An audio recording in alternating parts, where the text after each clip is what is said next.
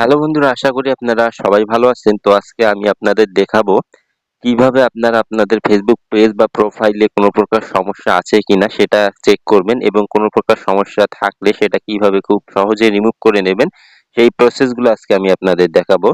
তো আজকে আমি একটা প্রোফাইলের মাধ্যমে কাজটা করে দেখাবো। পেজ বা প্রোফাইল দুটাই কিন্তু একে। তো দেখতে পাচ্ছেন এজন্য আমি একটা প্রোফাইল আমার ওপেন করে নিয়েছি। তো এই প্রোফাইলটার মাধ্যমে আমি আজকে আপনাদের কাজটা করে দেখাবো। এর জন্য আমি আমার প্রোফাইলটার যে কর্নারে লোগোটা দেখা যাচ্ছে সেখানে একটা ক্লিক করে নিব।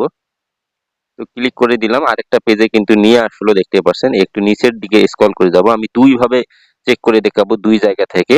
দুইটা জায়গায় কিন্তু সমস্যা থাকতে পারে। তো দেখতে পাচ্ছেন নিচের দিকে চলে আসলাম। এখানে চলে আসার পর হেল্প এন্ড সাপোর্ট, আগে এই জায়গাটা আমি চেক করে নেব। তো চলুন এখানে একটা ক্লিক করে দেই। ক্লিক করে দিলে এই পেজটা আসবে। তো এখানে আপনারা সাপোর্ট ইনবক্স এই লেখাটি খুঁজে নেবেন, নিয়ে সেখানে একটা ক্লিক করে দিবেন। ক্লিক করে দিলে কিন্তু আরেকটা পেজ এখানে ওপেন হবে।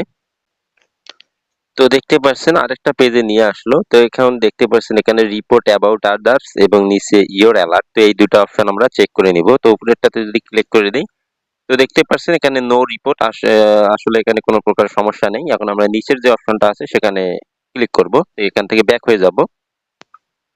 ইওর অ্যালার্ট এই অপশনটাতে একবার যদি ক্লিক করি, তো দেখতে পাচ্ছেন এখানে নো ভায়োলেশন বা এখানে কোনো প্রকার সমস্যা নেই, সম্পূর্ণ ঠিক আছে। এই জায়গাটা সম্পূর্ণ ঠিক আছে। এখন আমি অন্য আরেকটা জায়গায় চেক করব যে আমার প্রোফাইলটাতে আদৌ কোনো প্রকার কোনো সমস্যা আছে কিনা। তো এখান থেকে আমি সম্পূর্ণ ব্যাক হব। তো এখান থেকে ব্যাক হয়ে যাচ্ছি আমি। এবার আমি উপরের দিকে যাব। উপরের দিকে যাওয়ার পর এখানে আমি প্রফেশনাল যে মূল ড্যাশবোর্ড আছে, প্রফেশনাল ড্যাশবোর্ডটা সেখানে ক্লিক করব। করার পর নিচের দিকে যাব। নিচের দিকে একদম শেষের দিকে চলে যাব। তো দেখতে পাচ্ছেন নিচের দিকে আসার পর এখানে টুলস যে অপশনটা আছে একদম শেষে, সেই টুলস অপশনটাতে একটা ক্লিক করে দিব। ক্লিক করে দিয়ে দেখতে পাচ্ছেন আরেকটা পেজ ওপেন হচ্ছে। এখানে নিচের দিকে একটু স্ক্রল করে আসবেন। আসার পর এখানে দেখবেন পেজ রিকমেন্ডেশন বা প্রোফাইল রিকমেন্ডেশন, আপনি যেটা চেক করবেন সেটা দেখাবে। এখানে প্রোফাইল করলে প্রোফাইল, পেজ করলে পেজ।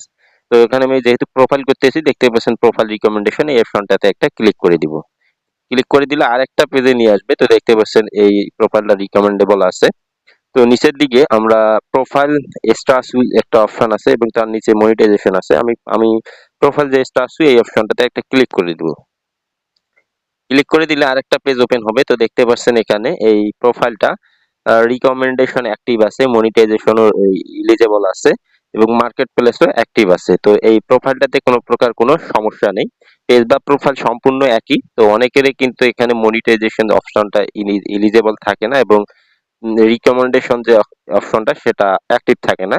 তো এই সমস্যা যদি কারো থেকে থাকে, আমার এই চ্যানেলটাতে সম্পূর্ণ ভিডিও দেয়া আছে। আপনারা সেই ভিডিওগুলো দেখে আপনাদের সেই সমস্যাটা সম্পূর্ণ রিমুভ করে নেবেন।